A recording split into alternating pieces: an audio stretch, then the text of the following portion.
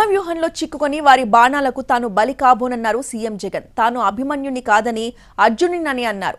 అయితే సీఎం జగన్ అర్జునుడు కాదు భస్మాసురుడు అంటూ కౌంటర్ ఇచ్చారు చంద్రబాబు.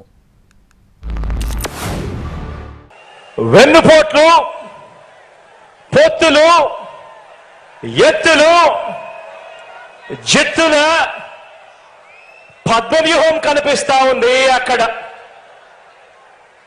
కానీ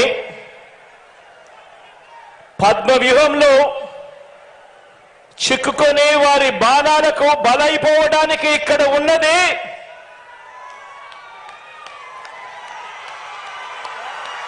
అభిమన్యుడు కాదు,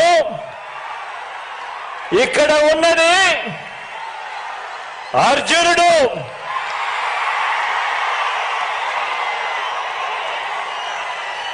ఆ అర్జునుడికి తోడు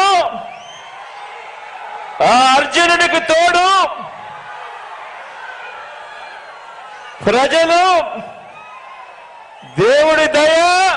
పురాణాన్ని గురించి మాట్లాడుతున్నాడు. నేను అభిమన్యుడిని కాను అర్జునుడిని. నువ్వు అభిమన్యుడు కాదు, అర్జునుడివి కాదు, నువ్వు భస్మాసురుడివి. ఎవరైతే ప్రజలు ఓటేశారో వాళ్ళ నెత్తి మీద చేయబెట్టిన వ్యక్తివి నువ్వు. మళ్ళీ రేపు రాబోయే రోజుల్లో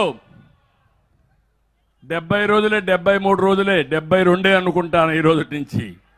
72 రోజుల్లో ఆ ఓటు నీ నెత్తిన పెట్టి నీకు వ్యతిరేకంగా వేసి నిన్ను భస్మాసుర వధ చేసే బాధ్యత 5 కోట్ల ప్రజానీకం అదని చెప్పి నేను మీకు తెలియజేస్తున్నా.